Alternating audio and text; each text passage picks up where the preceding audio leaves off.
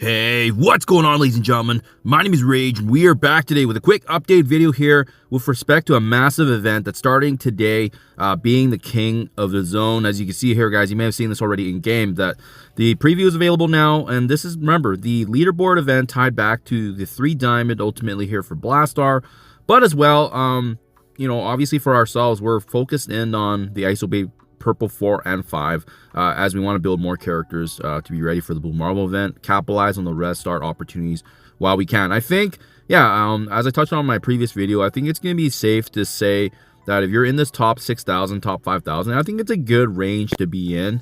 Obviously, we don't know how many more of these leaderboard events will come, but I assume it's going to be almost every single week now, given that we have Blue Marbles, red stars available until the end of the year, and as well, they want to be, ensuring that there's an opportunity to monetize and get spenders to spend, right? So it just makes the most sense. I don't think they want to miss a beat here.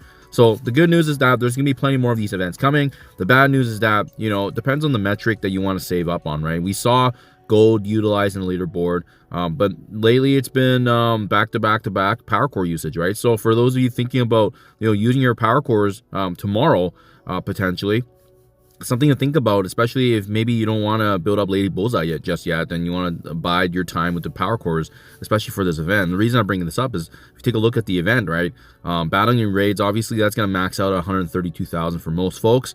A difference maker is for sure going to be the unlock of Zombie Kestrel. Most of us are going to be able to unlock her free to play, thankfully, so that's great. But if you have her at 5 stars and above, my goodness, that's an extra 20,000 points. That's very, very, very significant.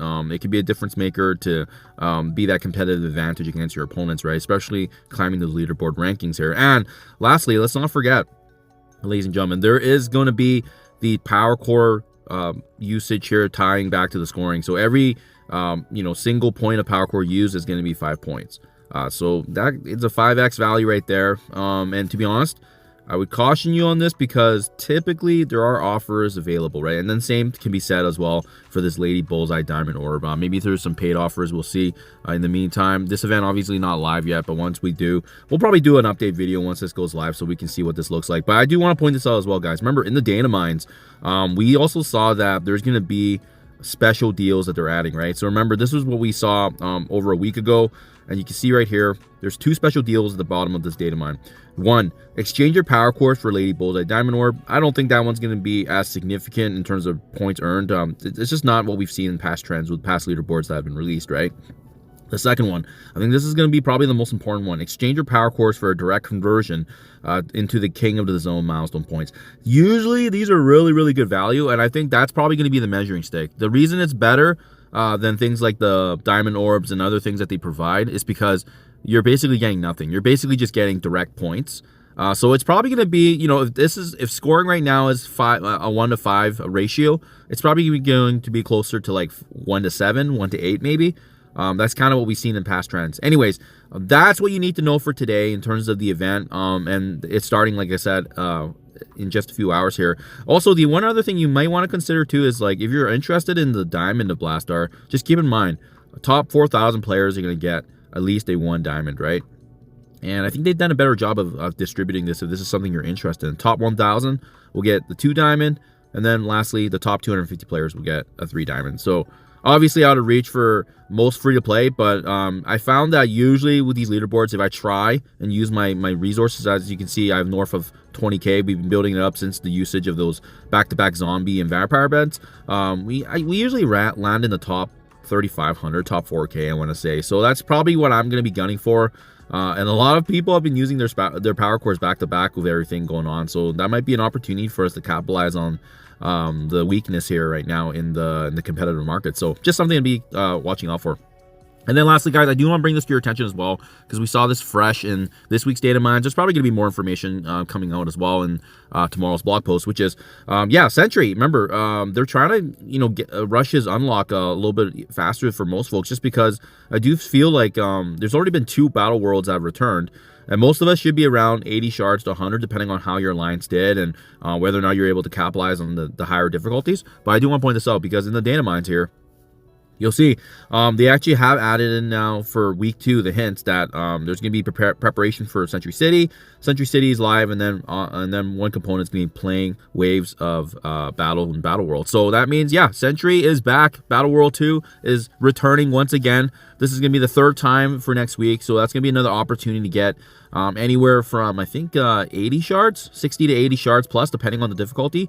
Yeah, so it's going to be a couple more times. I think we have to do his Battle World at least 3 more times, because even if we max out on the 80, right? Because remember, they gave out 20, and then the 80 is for the highest difficulty. I think that math is correct. That means even for 2 more versions of this, we're only going to get 160 shards, which puts us at 260. So that's why it's got to be at least 3 more times that, or they give you a component or maybe some kind of a top up, right? But I don't see that happening in the meantime anyways. But the good news is that they've been returning these battle worlds sooner and sooner. So they've been wanting to bring these back more and more frequently, which is awesome, because obviously we can use Sentry.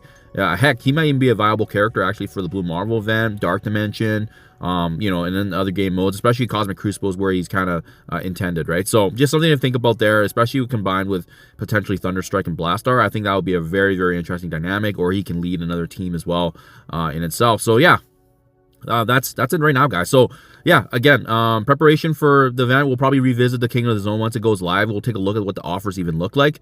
So wait for the reset today again. And then, like I said, I don't recommend using cores for characters, because to be honest, we don't really need the immortal weapons right away.